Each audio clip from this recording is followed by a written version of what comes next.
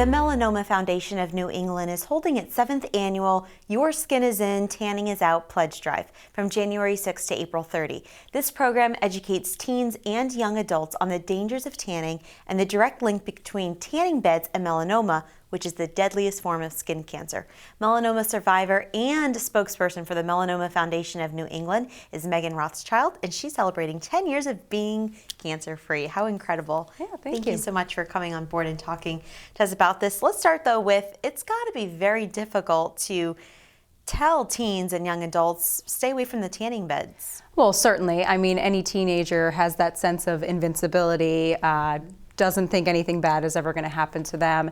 And, you know, they can be a difficult audience to get a message through to. But I will say that having been sharing my personal story for the last 10 years, that really does connect with them. It really clicks with them, being able to kind of personalize the message and not just being a doctor who's up there spouting statistics. Now we're going to get into your personal story because it's a very powerful and very effective story. Let's talk first about the pledge drive. What does it entail? What are you guys asking of teens and young adults? Sure. So Your Skin is In asks teens and young adults to basically sign a pledge stating that they will not seek UV exposure in order to obtain a tan.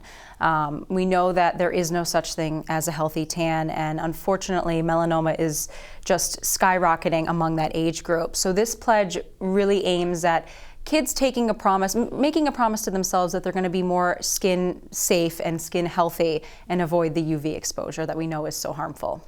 But obviously you can't eliminate all sun exposure. I mean, vitamin D is very healthy for your body as well. So how do you find that balance? Well, we like to say that 2 to 3 times a week, if you're out in the sun for about 5 to 10 minutes unprotected, that should be enough to stimulate vitamin D growth.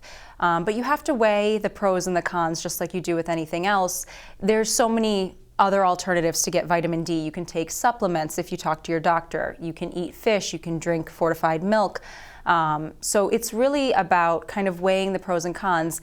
What we don't want to happen is for people to think, oh, I'm vitamin D deprived, I should go lay out in the sun for 4 hours unprotected in order to stimulate that growth, because the chance of cancer just doesn't outweigh the pro of getting the vitamin D at that point.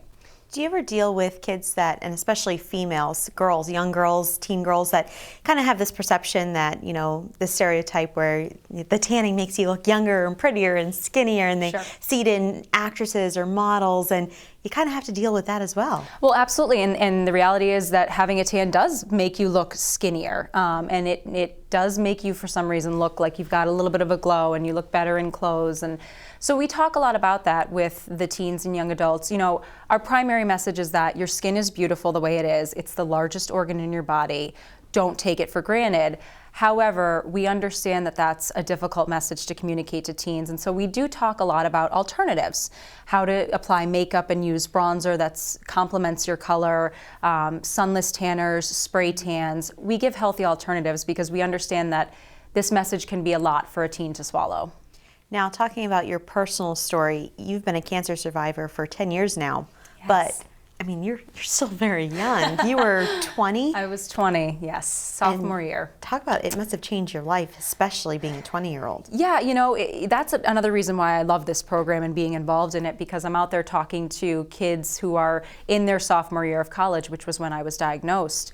I was going to school at Roger Williams just like any other kid, enjoying life, and spotted a suspicious-looking lesion on my abdomen. Noticed it was itching, noticed it was really dark, and really had to push an urge to have my doctor allow me to get it removed. And 2 weeks after the initial surgery, just to have that small area taken off, it came back as a melanoma, which then led me to subsequent surgeries. I had to have lymph node extractions, I had to have drainage tubes. A lot of people think skin cancer is just, you know, get it cut off and move on, but the reality is melanoma can become deadly, and you have to take some steps to make sure it hasn't spread inside the body.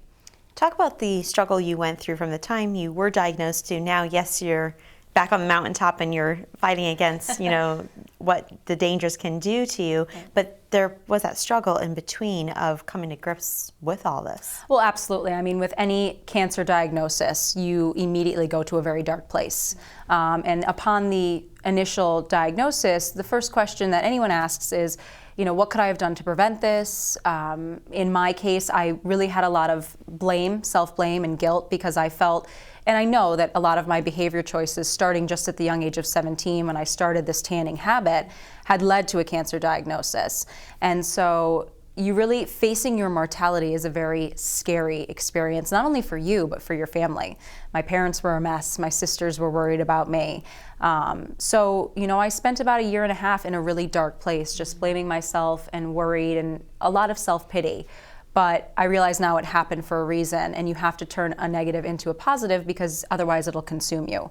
So it's become more a part of who I am, and it's a mission that will be a lifelong mission for me. What enabled you the most to be able to reach that place where you were able to turn a negative into a positive? And I think it came down to sharing my story. The first time I publicly shared my story, I was working as a freelance writer while in school to help build my resume for a newspaper magazine in Newport, Rhode Island. And they found out I had melanoma, and they urged me to do a first-person story. And so I wrote this kind of first-person recount of my experience. I posed on the cover, exposing my scars, this awful purple, big C-shaped scar on my stomach, just let it all out there. And what happened next was just an influx of emails and people contacting me saying, "You've saved my daughter's life," or "I shared your story with my sister and she's not tanning." And that reinforcement and that reassurance that people were very appreciative of what I had done, it just set me on a course where I said, I've got to share my story more so more people don't experience what I went through.